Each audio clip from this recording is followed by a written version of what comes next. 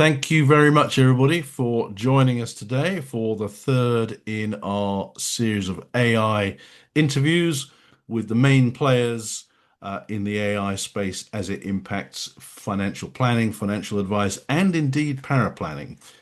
So we've got exactly the right person with us today. Today we've got a Rob Tedder of PlannerPal, and it's going to be really interesting to hear your views on where things are going, Rob. Now, just the way I kind of want to set the scene on this for the benefit of those that haven't been on one of these before is just a few thoughts around um, perceived opinion on where AI is going as it impacts financial advisors. And as far as I can see, there are about five different scenarios. There may be others, but I can't see them much more beyond what we're going to. So just quickly to go through those. Scenario number one, we all carry on as we are now. Um, and in some respects, I wouldn't be surprised if that wasn't a scenario that actually plays out in some respects. I see quite a lot of content going on to LinkedIn about AI and how it's changing everything and so on and so forth. But most people saying yes, technology is moving, we're all going to get more efficient. But I'm also seeing one or two financial advisors saying no thanks. And I get it. This isn't for everybody just yet, but it's a scenario. We all carry on as we are now. We all get a bit more efficient in the back office. But to my thinking, that doesn't really move us forward as a profession. We end up with, as they say, faster horses. But nothing wrong with that. AI is just tech at the end of the day. It'll help, but I think we need to be thinking a bit further than that. So interesting in your views on that a bit later on. Second scenario, and this is just a scenario, is that we end up with no financial advisors at all. We hear about this in the press, on the news, industries being wiped out. Really interesting, the announcement, was it yesterday from Uber that they will be starting driverless taxis in London from next year. And the government's brought it forward. They had delayed it. They've now brought it forward again. And whilst it's not going to happen overnight, you've got a whole industry there, taxi drivers, potentially being wiped off the face of the earth in no time at all. Again, it's an unlikely scenario that will end up with no more advisors. Um, Eric Schmidt from formerly with Google said a few weeks ago, the idea that we'll end up with no more accountants is preposterous. The idea that we'll end up with no more lawyers is preposterous. Um, we will end up with lawyers and accountants probably doing more work more effectively, more productive, but that work will possibly be a lot more complicated, which is quite interesting as well. So no more advisors, it's just a scenario.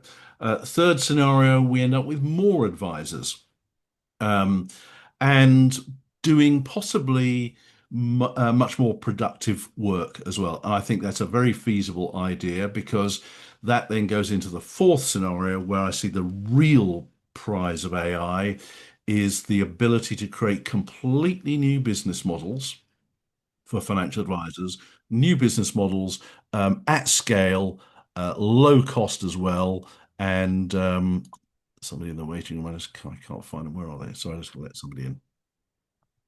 I put them in. Oh, you've got them in. Fantastic. Sorted. Yeah. Yeah. Sorry. Yes.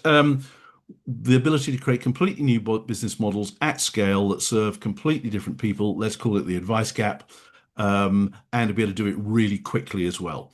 And that's something I'm really quite fascinated in. And I'm already seeing advisors in certainly in the US and increasingly in the UK starting to realize that now we have AI, we can create some new propositions that are unregulated, that reach an awful lot more people who really will value the expertise that advisors have to offer. So that's quite an exciting one. And the fifth scenario, the role of the advisor actually changing, where we might have a situation where because more people are living longer, and financial planning becoming, I'm seeing more and more financial planners talking about coaching. And we might even have, one foot in the financial planning place and one foot in the life coaching space. And I know a lot of financial planners really don't like being called life coaches, and I get it.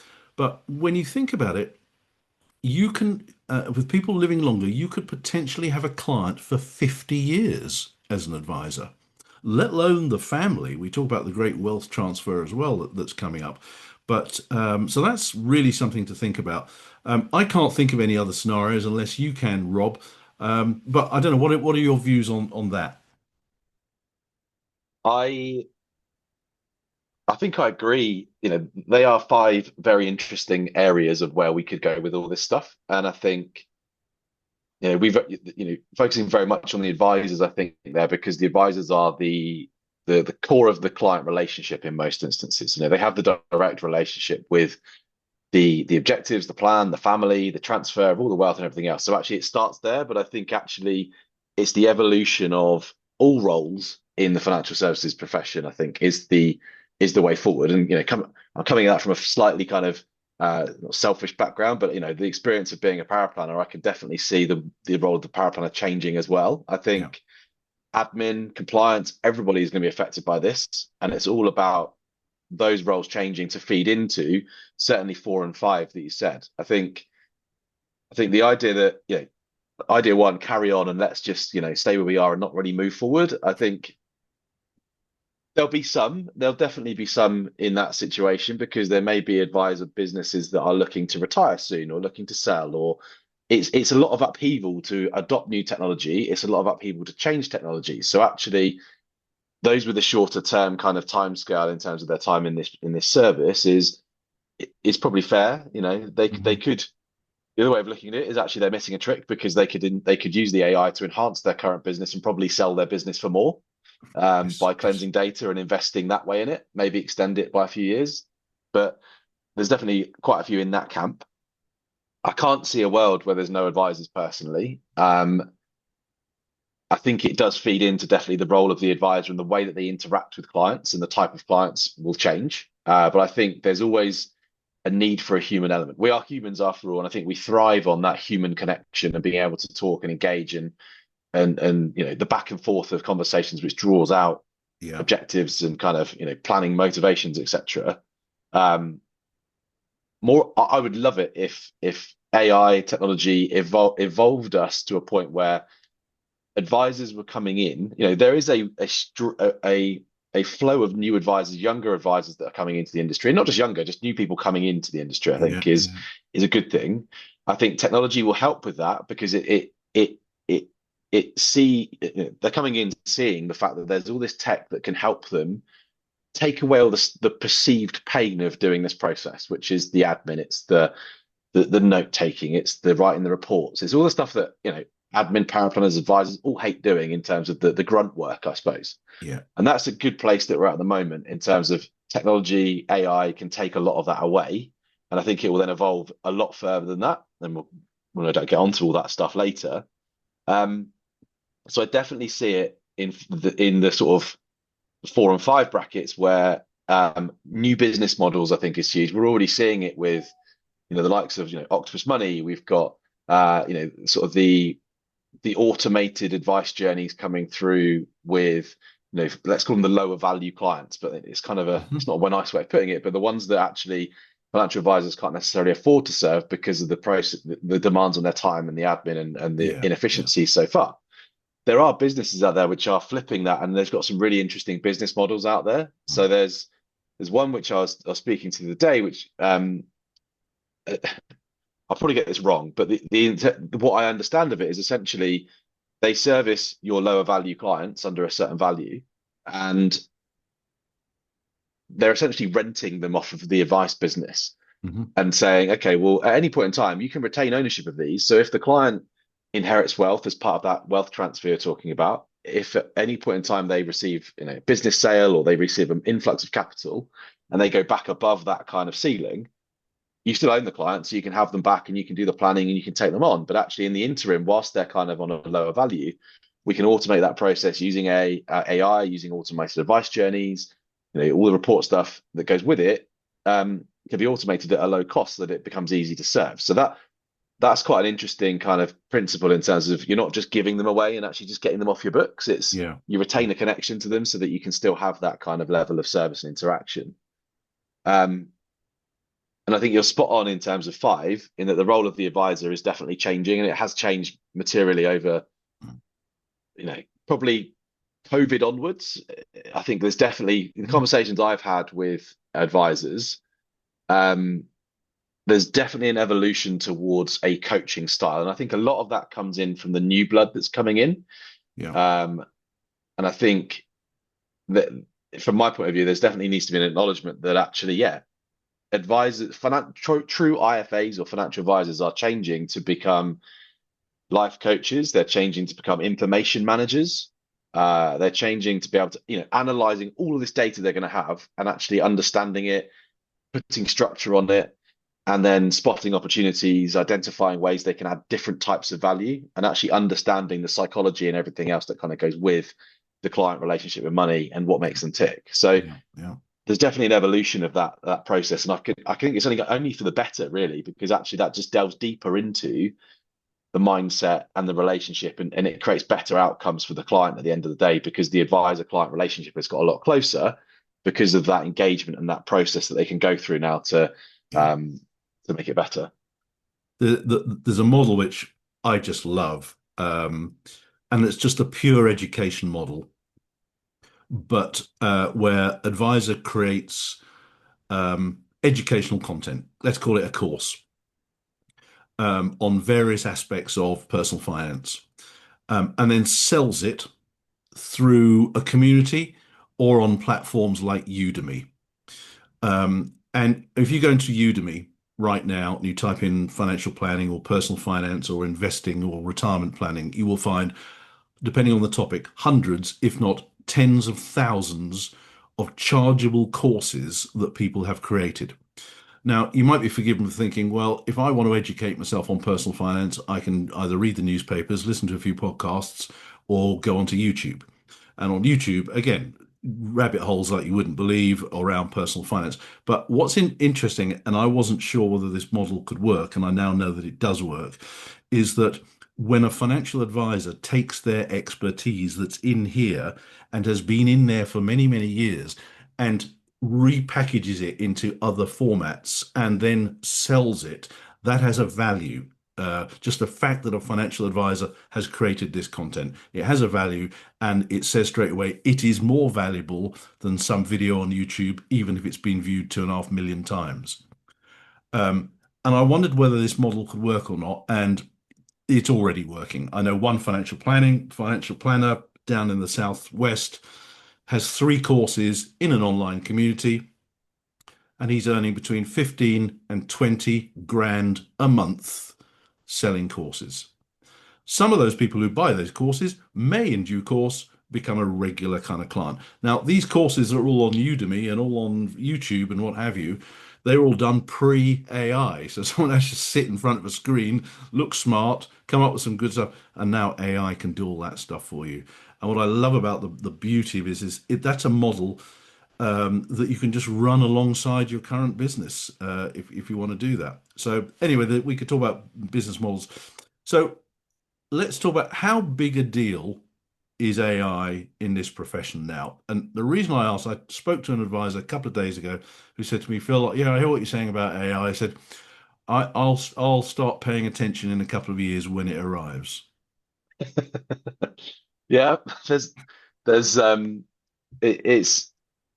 it's a big deal depending on who you talk to, I think, is probably the best way of putting it. And I think if you break down very high level, let's call it the IFA advisor industry at the moment, profession, whatever you want to call it, you've got a third roughly that are just sitting there and going, I'm just going to watch the space. I'm just going Mhm. to kind of see what happens. I'm going to see what develops. It's the acknowledgement is there that we're essentially in terms of all the AI tools, and there's lots of them. We'll come to that. Um, they're a year, 18 months old, probably, in a sense of actually they're still developing, they're still getting through that kind of development life cycle, but that's a very fast life cycle. So that third of the advisor businesses are sitting there watching it, not head in the sand. I think that's probably a little bit Mhm. harsh, Yeah. but they're aware of it, but they're not necessarily ready to jump in because they've got lots of other focuses on their time, other technologies, other battles that they're trying to deal with. Mhm. You, that's you've got in the middle bucket, you've got kind of AI curious. AI ignorers, AI curious in a sense of Yeah, they're looking, dabbling. They know that there's something they should be doing. They're kind of thinking about potential use cases. They may be trialing the odd tool. They're dipping into a few they're dipping into bits, but maybe they're not fully kind of embracing it. But they can see the value and they're just trying to work out the best timing to jump in and roll out. So yeah, typically we see, larger firms in that bucket may have, let's pick a number, 20 advisors across the firm, say. Their initial starting point might be to like phase the rollout with, say, right, we'll go with 3, 4 advisors with a couple of power planners, and we'll get a little champion bucket that sort of sits within that business that can start to really understand the value. They can really understand the return on investment, and they can really understand the nuts and bolts of kind of actually what they need to do this. yeah, And then over time, they then start to roll that out, and you start to accumulate those extra users that start to see the value, and it grows very rapidly once you do that. But I think it's a good way of starting that process is mm, start slowly, build it up, and embrace the value and notice the value. One of the things we say to our firms is when we first speak to them, it's before you even start trialing us any bit of AI software, identify the challenge and identify how long it's taking you on day one. yeah, yeah, And then once you start trying to address that one challenge with a bit of software, you can very quickly identify what that return on investment is to be able to then, um, what value is it to you? And everyone's value is different. Everyone's values, it's identifying what the why is of a business is crucial in terms of why are they doing this stuff. It's, there's challenges, yes, but are they doing it to grow the business? Are they doing it to create more revenue? Are they doing it to create more time? mm, Are they doing it to free up all the log jams that they've got currently with annual review letters coming out their ears? Or are they just doing it because they want to get rid of the stuff they don't like doing and improving the day-to-day quality of their life? yeah, yeah, And that's where the final bucket of, third of the group sits, and they are AI champions, they're AI adopters, and they've jumped in with both feet. I was say all their feet, both feet. yeah, um, and they've really, they've thrown themselves into it. They understand all the challenges that it can potentially solve, and they are embracing it day to day in every part of their process. And that isn't just with the bread and butter stuff with meeting notes and transcription, which I think is, yeah, is always the starting point. And we'll, that's the basics. Then you start getting into all the other processes where you can solve it. So it's, the integrations with the CRMs, it's the report writing, it's the research, it's the marketing, it's the personalization, it's the value, the compliance, and everything else. And actually, they're the ones who are really driving the change, I think, at the moment, because they're the ones that are fully investing in feeding into the roadmaps of businesses like PlannerPal to say, yeah, well, it'd be really cool if you did this. It'd be really good if you did this. And actually, where do you see this happening? And the fact that roadmaps can be, I've worked in businesses where roadmaps are looking at 6 months, 12 months, 18 months, 2 years. yeah. Our roadmap consists of kind of 1 to 3 months Next week. because I mean, and that's being generous because actually Yeah, the pace of release and development is so fast. I've never been in a technology company that releases and develops as quickly as PlannerPal. Um, it's the modern tech, it's the AI, it's everything that kind of throws into it.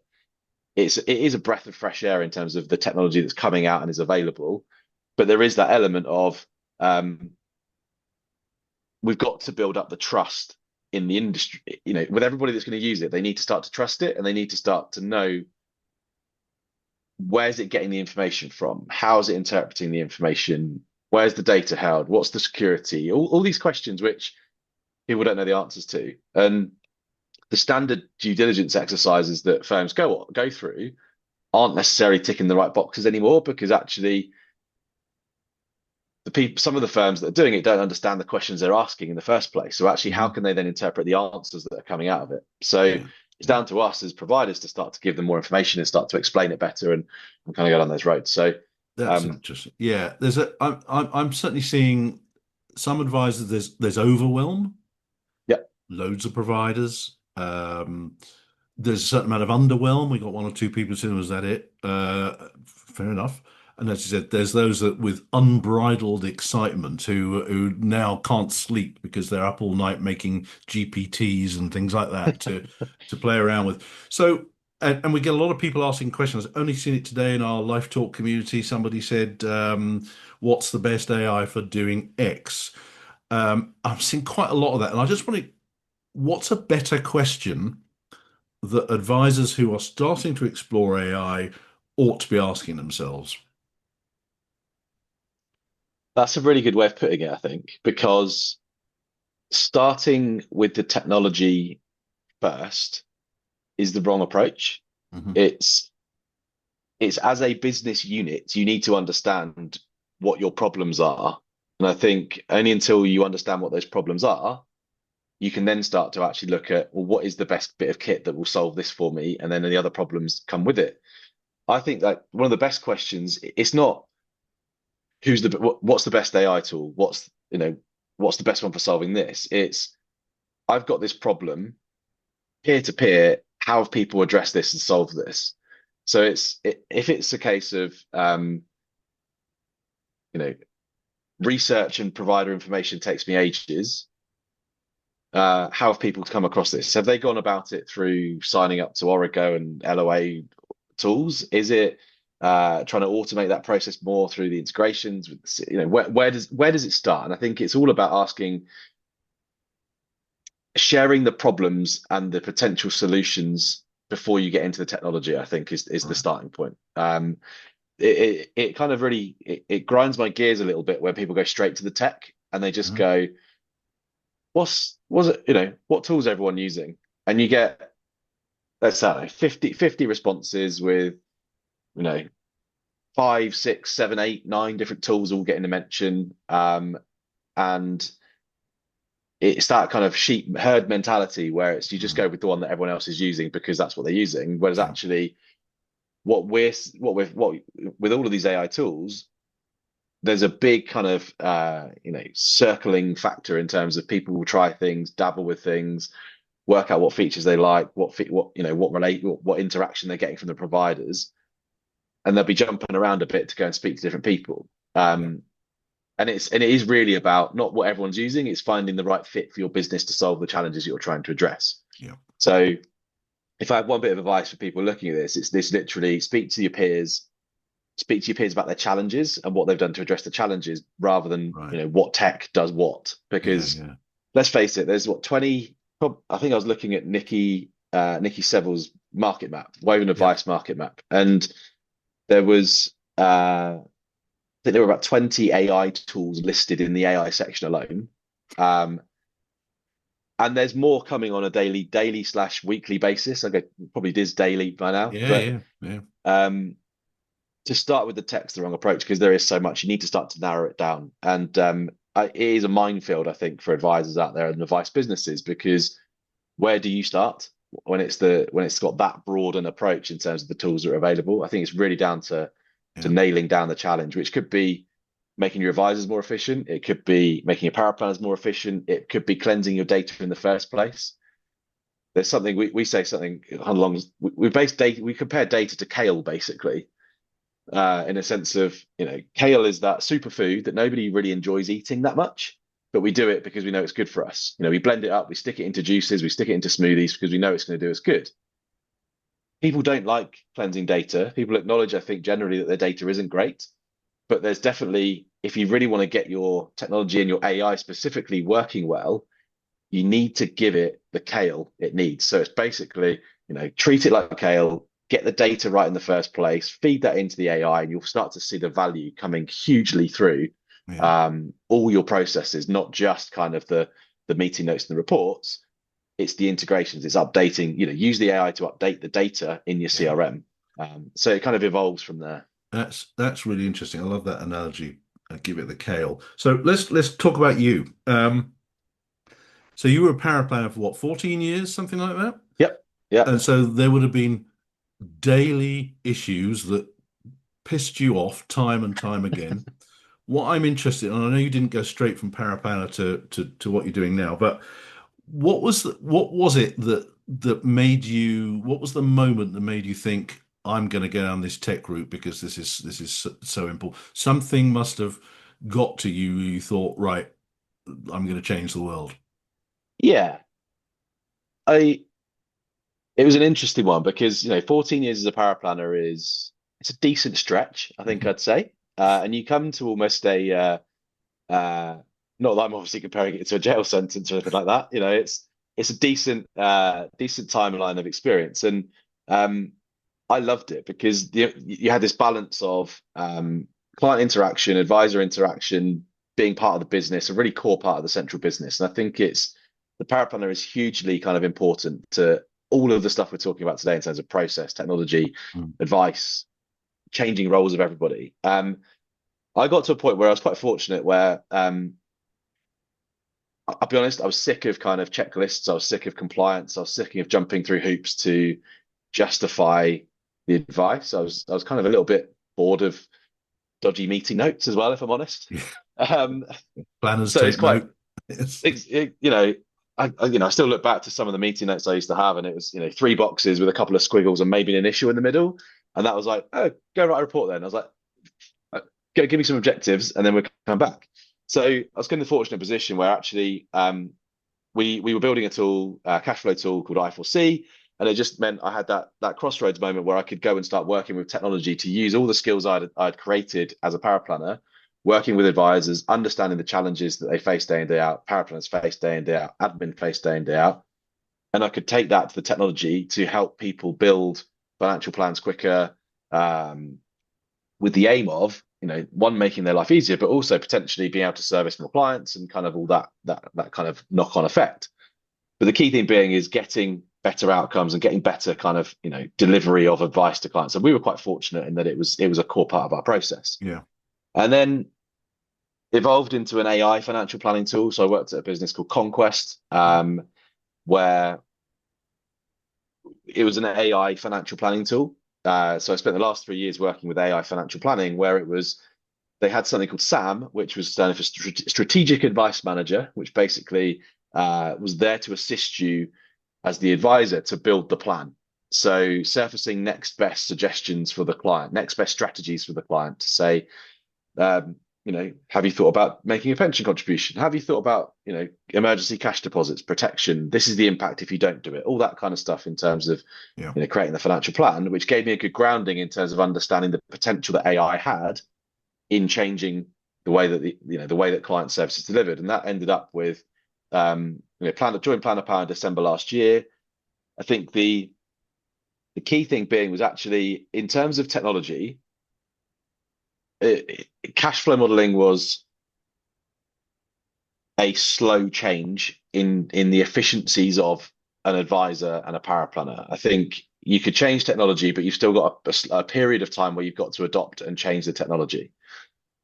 Coming into an AI environment where you can add efficiencies very quickly against all parts of the process, I think is a hugely motivational way of helping deliver advice. Because if I can help with, if PlannerPal can help to deliver 30 to 60 minutes plus on a client meeting alone to the advisor, if we can deliver an hour, 2 hours of efficiency to the power planner, if we can deliver half an hour to the administrator, Yeah. cumulatively, the amount of time that gives back to that business on its own creates a load of value for them, but it also creates a load of time that they can start to service potentially more clients, Yeah. or they're just going to service their existing clients better because they are, the advice cycle is quicker, the engagement is better because they're able to kind of focus on the conversations and draw better information out. And it just adds to a better process all around. Yeah. You've got a sorry to interrupt. You've got on your website. There's an IFA. There's a Planner Pals reduced the time I spend on client admin by 75%. Yep. It's huge. I mean, the timings that I kind of mentioned before were just kind of, averages, I guess, and it depends on, and it's very difficult, each advisor business is different. Each advisor is different in terms of the way they work. So it's very Mm. difficult always to quantify the exact time savings you're going to get out of each advisor and each process. But yeah, 75% turnaround is huge because it's that time of, you can get the advisors working better. You can, double, triple your client bank potentially, especially for these up and coming advisors that are coming through where they're looking to grow their client banks. They're looking to take more clients on. They're looking to get more revenue. That's huge for them because it changes it from the typical average of, I think it's about 105 advisors per, no, other way around. 105 clients per advisor is kind of the average, I think, roughly in terms of Sounds about right. capacity Yeah. to serve. Um, you know, uh, Initially when I came into this, the idea was one advisor could serve 1,000 clients. Yeah. That might be a little bit extreme, but if we can get it to 200 to 300 maybe, and actually make it efficient and make it achievable that way, that's a huge benefit because at the moment, only 8% of the UK are actually getting advice. If we can get that to kind of 9, 10, 12% and start growing that exponentially because people have got more time, that's Mm. great. But that kind of leads into we all like to talk about the advice gap. I think it's an interesting topic. I think the capacity isn't necessarily there for a lot of advisors, and that's why we're trying to change it. Mhm. For those advisors that do want to take on more clients, it gives them the opportunity to start serving more clients and serving them better. Yeah. Yeah. Okay, so let's get into the nitty-gritty here. Let's hear what your solution does, and Yep, feel free to show us what your solution does, because it's fascinating. Tell us. Over absolutely. to you, Rob. Absolutely. So um, I guess the core background really is, we wanted to make a tool that was easy to use and had a simple UI that anybody could pick up and start getting value from straight away. Mhm.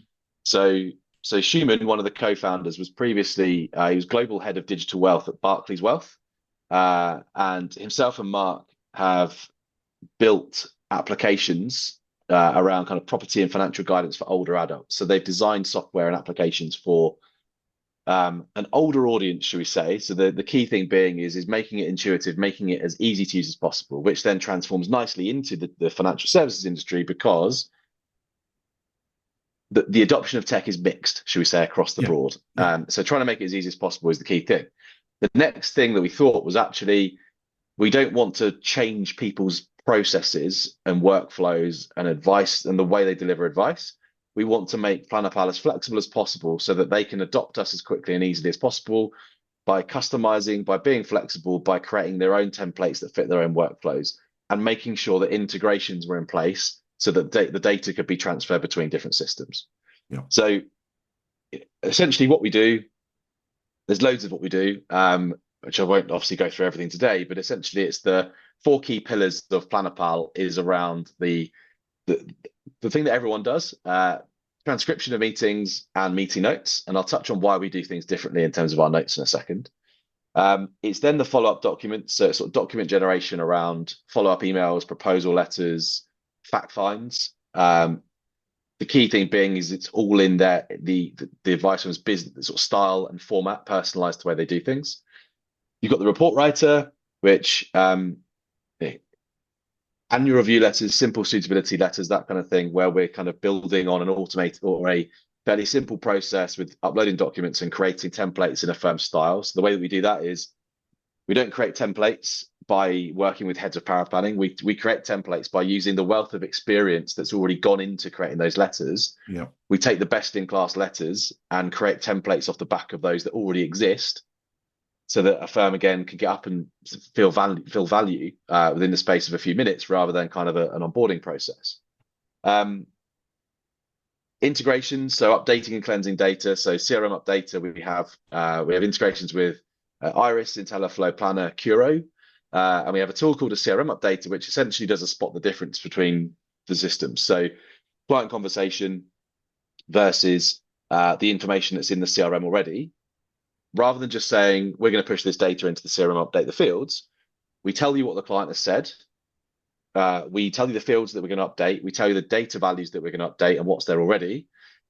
We've done that spot the difference. So we surface up to you what the differences are, and then you're in full control with that human in the loop style Yeah. of updating those fields to make it as easy as possible to be able to cleanse the data. Great. So trying to make it so that the human is in control of all that stuff. And then the final thing is we do a lot of work with data science. I know I can't remember, I think it might have been Elliot in the first session that was talking about unstructured data. You're basically creating Yeah. this wealth of unstructured data that you need to be able to interrogate, you need to be able to understand to get the value out of it. Now, obviously, sending it into the CRM gives it some structure, but there's also the ability to create, search facilities through that data to be able to pick out, key facts, soft facts, key items for personalization against that client record. So we've done a lot of work with data scientists.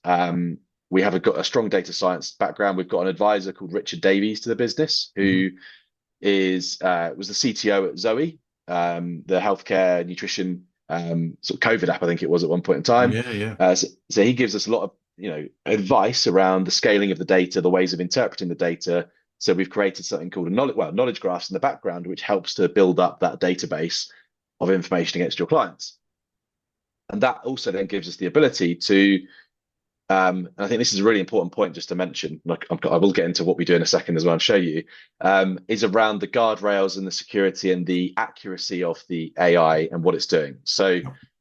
we talk a lot about evals and guardrails and making sure that we're essentially sense checking the outputs. We're sense checking Yeah. the way that the AI is performing, the models are performing through a system of evaluations that sit behind the system. And I don't necessarily think that's spoken about enough when talking about AI to actually look at the accuracy of the output that's being created. So Sorry to, yeah, guardrails is at the center of this book, which if anybody interested in AI, absolute must read. And I know guardrails apply in what wider circumstances, but yeah, So absolutely, yeah. So if anybody takes anything out of this session, appreciate I've talked a lot. Evals, guardrails, security, sense checking what the AI is doing is a massively kind of important thing to be asking your provider. yeah, yeah, So in terms of what we actually do, I'll give you a quick kind of 10,000 foot, 30,000 foot view in terms of what we do because I'm conscious I've been through a lot already.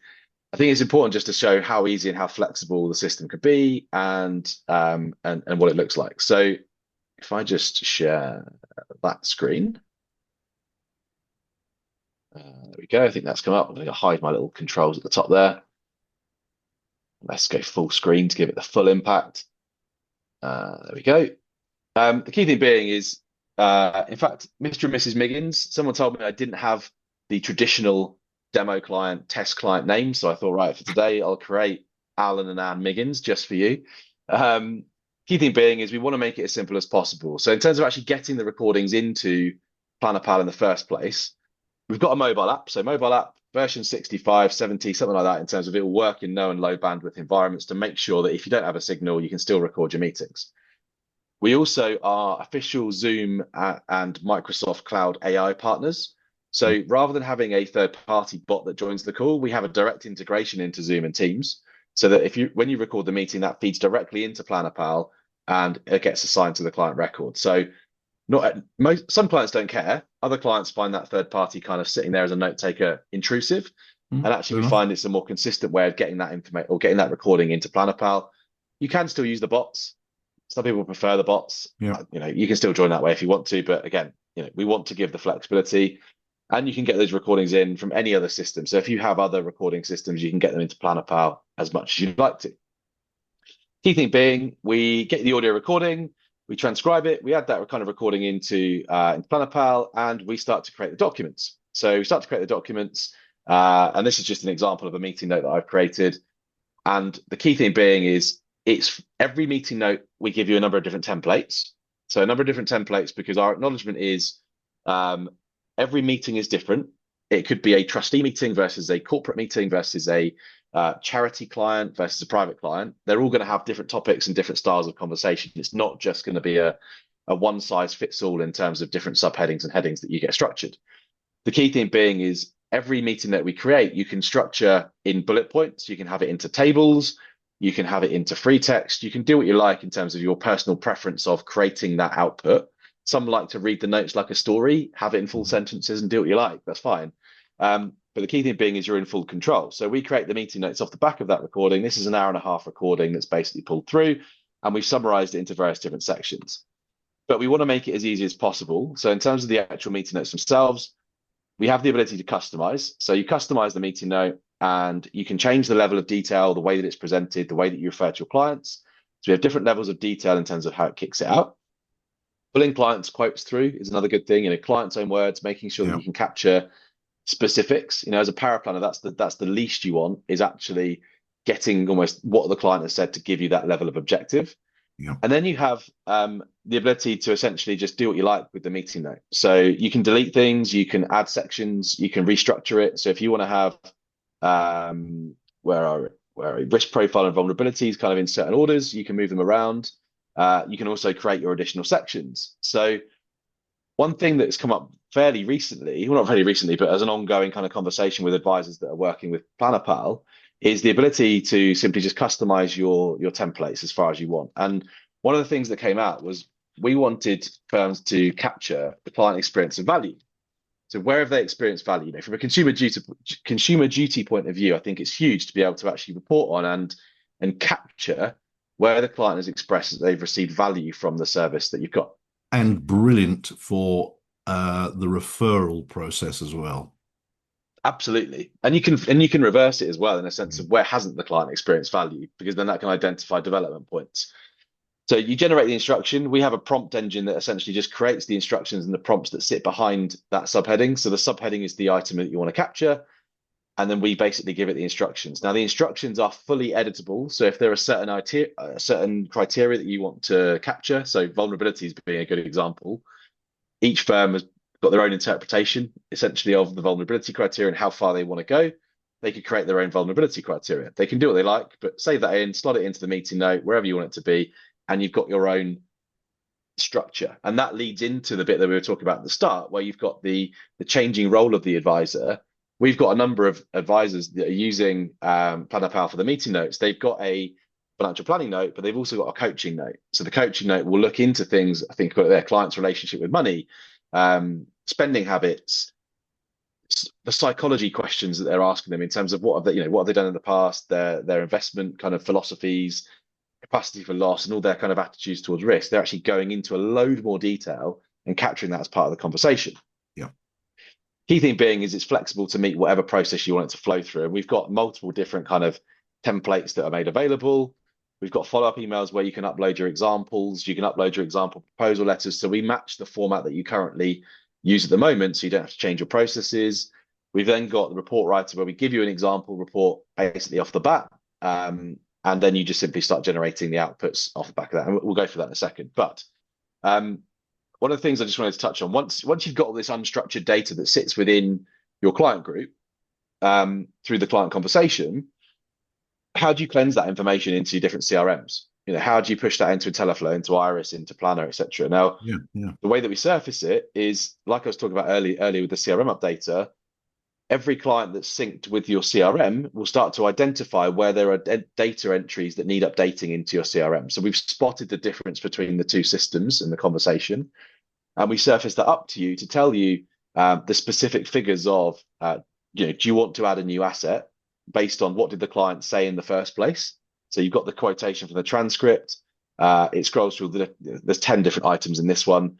It tells you the fields that it's going to update. So these are all new values because it's a demo client, but it's the idea of these are the fields in Iris that we're going to update. These are the values that we're going to put in.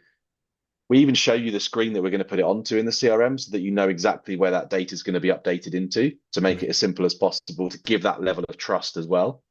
And then you're also just fully in control because it's probably not a good example there, but the idea being is clients can be ambiguous in terms of what they say. So if at any point in time you want to edit the suggestion to say, well, actually the figure is going to be, if they've said it's going to be 3 to 4,000 pounds, you might want it to be 3,500 or whatever figure. You're in control. You simply just give it an instruction. The value is X, regenerate the suggestion, and then just push that information. So human in the loop is the important thing to sense check the information without just pushing it across, you know, um, willy-nilly. But I don't know why I said that, but it's that kind of expression of just pushing it across all the time.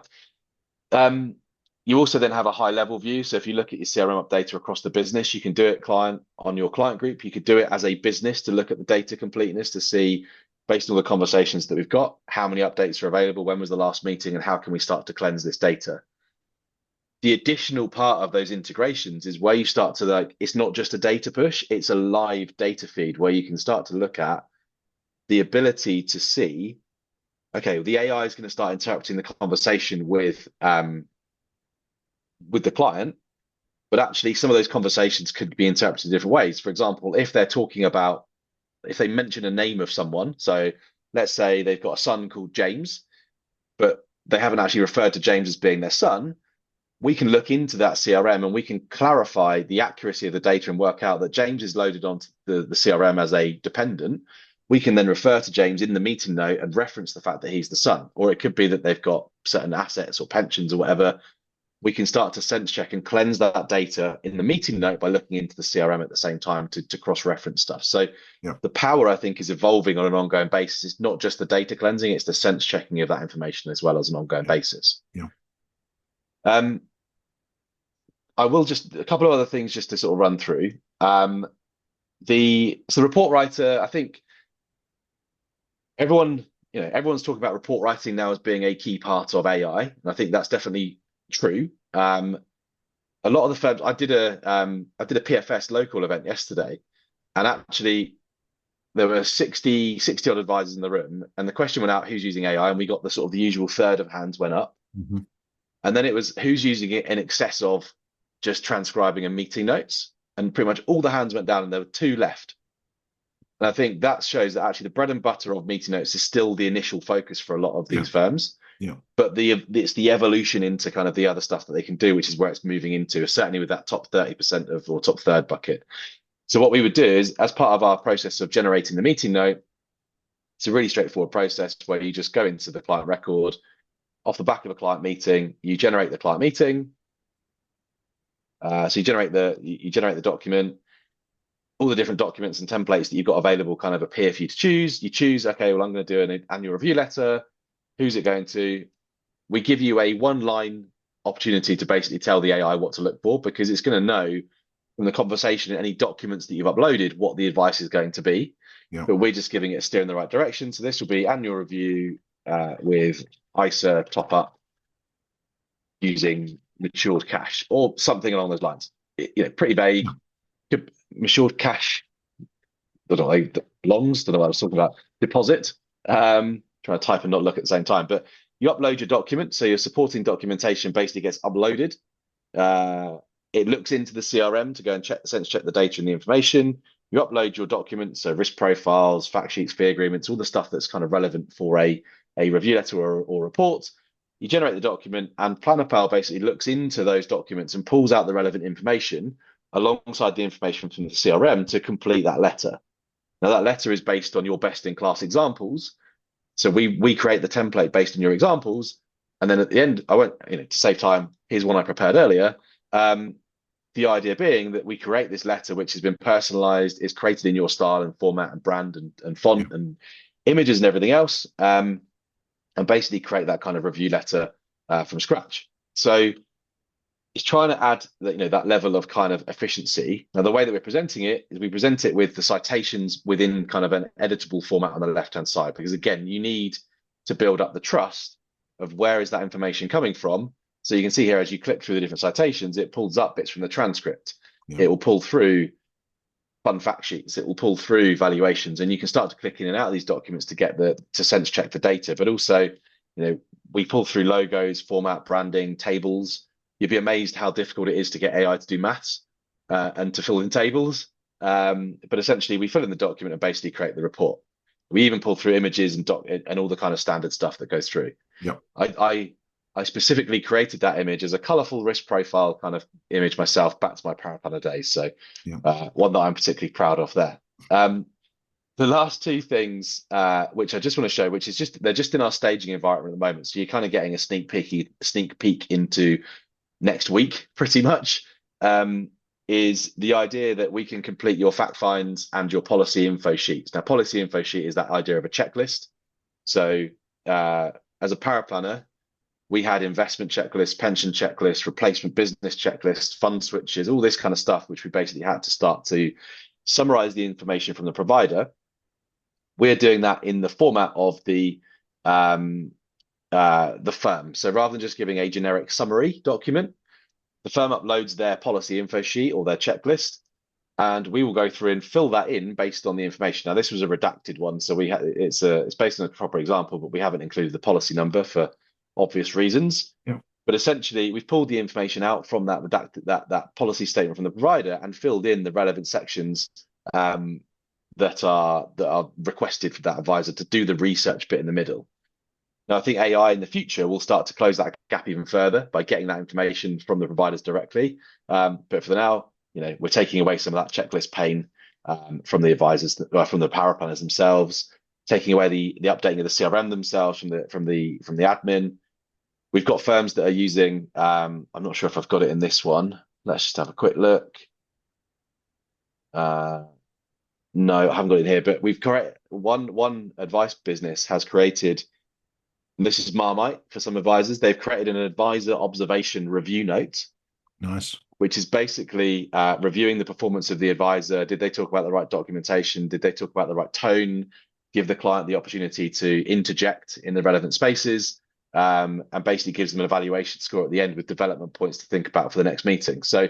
that's kind of tackling the compliance side of trying to draw out the need for a compliance person to sit and spend an hour and a half listening to a meeting. They can actually get an output based on the Yeah. AI interpreting that stuff based on their own criteria. Fabulous. Um, yeah, I'll stop there because obviously I'm conscious of time and I've been through quite a bit there. But there's loads of demos, there's loads of information on the website, and we can provide demos. We do a free trial in terms of firms if they want to have a play with PlannerPal, they can access a free trial via the website and get a demo with one of the team to take them through it. And how does the onboarding work? Typically, how long might it take someone to learn it?